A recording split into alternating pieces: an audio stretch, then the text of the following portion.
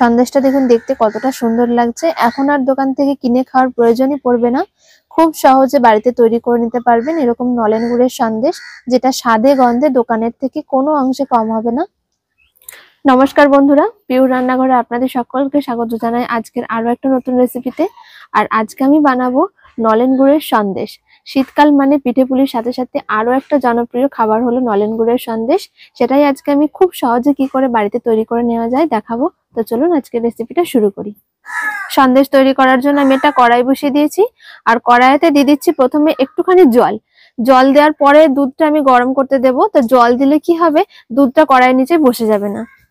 জল দেওয়ার পর আমি দিয়ে দিচ্ছি দুধটা। আর আমি এখানে 2 লিটার দুধ নিয়েছি, আপনারা দুধের পরিমাণটা একটু কম বেশি করে নেবেন।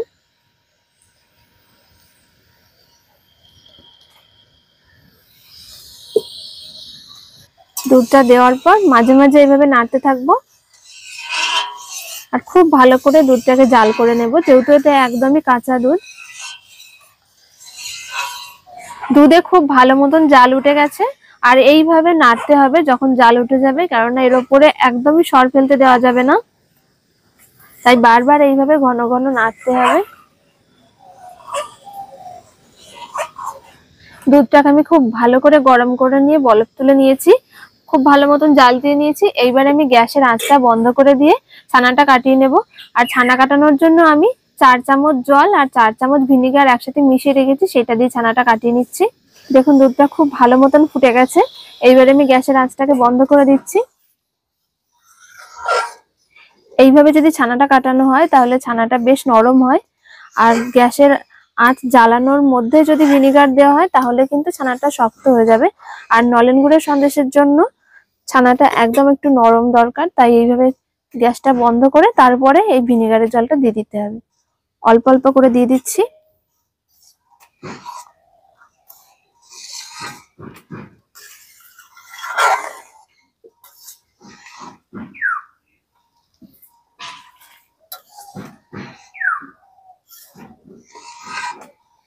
অল্প অল্প করে ভিনিগারের জলটা দিয়ে এইভাবে করে নাড়তে থাকতে হবে, তাহলেই আস্তে আস্তে খুব ভালো মতন ছানাটা কেটে যাবে। দেখুন আস্তে আস্তে ছানাটা কাটতে শুরু করেছে।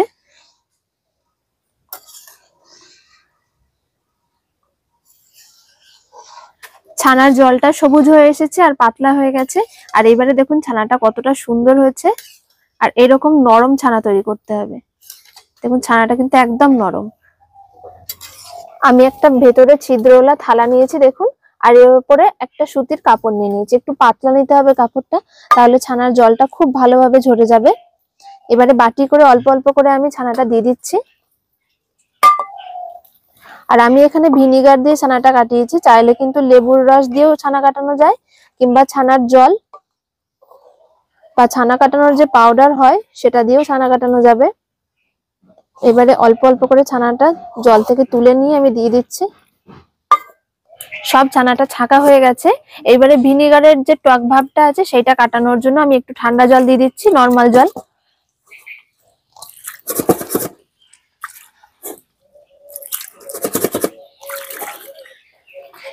এইভাবে জল দিয়ে ঠান্ডা করে নিচ্ছি ছানাটাকে।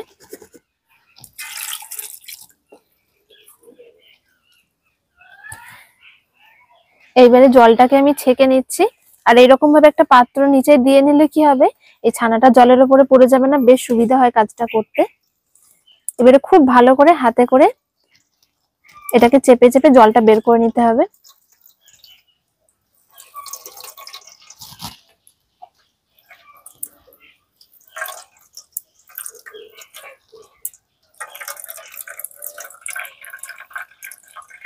ছানাটাকে চেপে চেপে আমি খুব ভালো করে জলটাকে বের করে নিয়েছি।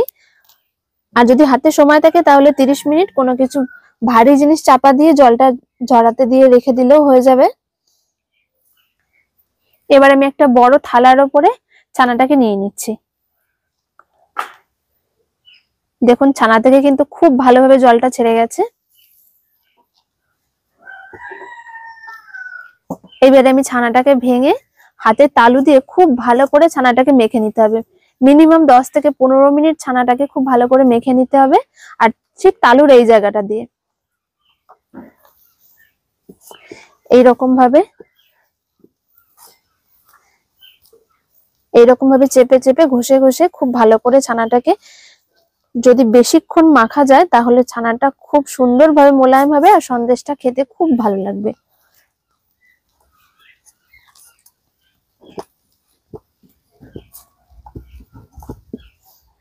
হাতের তালু দিয়ে ছানাটাকে আমি খুব ভালো করে 15-20 মিনিট ধরে মেখে নিয়েছি।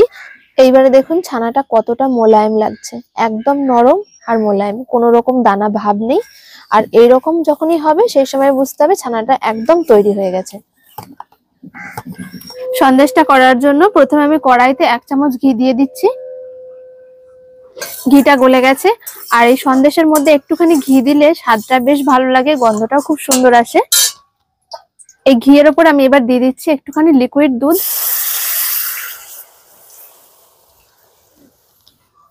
লিকুইড দুধটা আমার জাল করা, সেই জন্য আমি আর জাল করব না। যদি জাল করা না হয় তাহলে কাঁচা দুধ হলে একটুখানি জাল করে নেওয়ার পরে তারপরে দিয়ে দিচ্ছি আমি এখানে হাফ ছানাটা।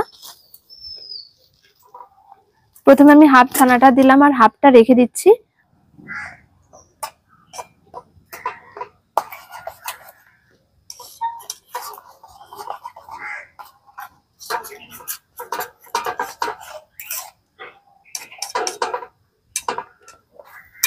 ছানাটাকে খুব ভালোভাবে আমি দুধের সাথে মিশিয়ে নিয়েছি। আর দেখুন বড় দানাগুলো কিন্তু গলে গেছে।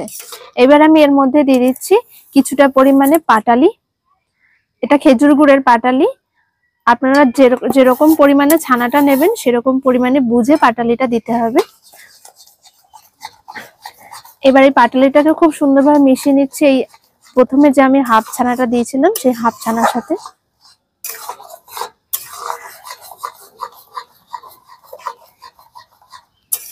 হাফ ছানার সাথে পাটালিটা মিশিয়ে নেওয়ার পরে বাকি যে হাফ ছানাটা রেখেছিলাম আমি সেটাও দিয়ে দিচ্ছি।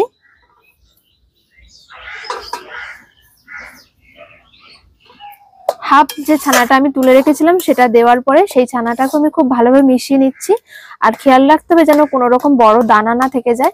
বড় দানা থাকলে ছানাটা মিশবে না আর সন্দেশটা খেতে ভালো লাগবে না। ছানাটাকে আমি খুব ভালোভাবে মিশিয়ে নিয়েছি। আর দেখুন ছানার জলটা বেরোনোর পরে একটু শুকনো শুকনো হয়ে এসছে। ঠিক এই অবস্থায় আমি দিয়ে দিচ্ছি নলেন গুড়। নলেন গুড়ের যে ঝোলা গুড় হয় সেই ঝোলা গুড়। এই ঝোলা গুড়ের কিন্তু স্বাদটা বেশি ভালো হয়, পাটালিতেও ভালো হয়, তবে ঝোলা গুড় একটু দিলে স্বাদটা বেশ ভালো লাগে, গন্ধটাও খুব সুন্দর হয়।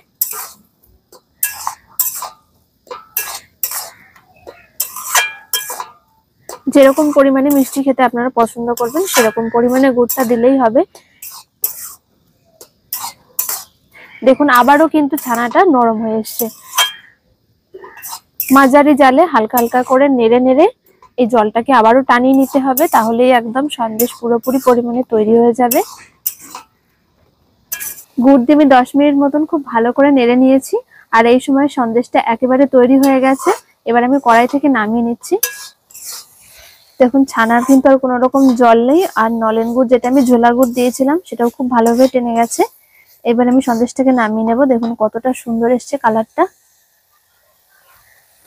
সন্দেশটাকে সেট করার জন্য আমি একটা এরকম টিফিন বাক্স নিয়েছি আর তার মধ্যে একটু ঘি লাগিয়ে রেখেছি।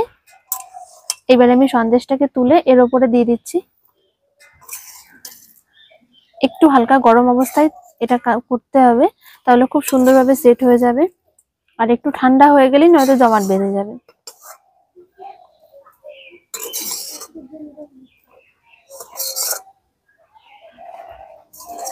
একটা চামচ দিয়ে খুব ভালো করে আমি সেট করে নিয়েছি টিফিন কৌটোর ভেতরে, একদম সমান করে সাজিয়ে নিয়েছি।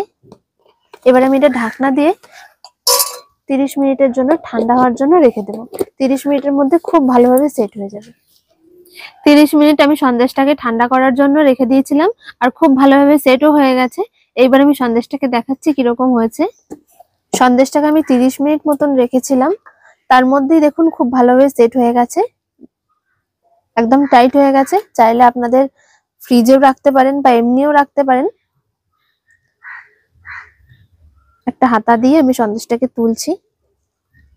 দেখুন কতটা দানাদার হয়েছে আর কতটা সুন্দর কালার এসছে।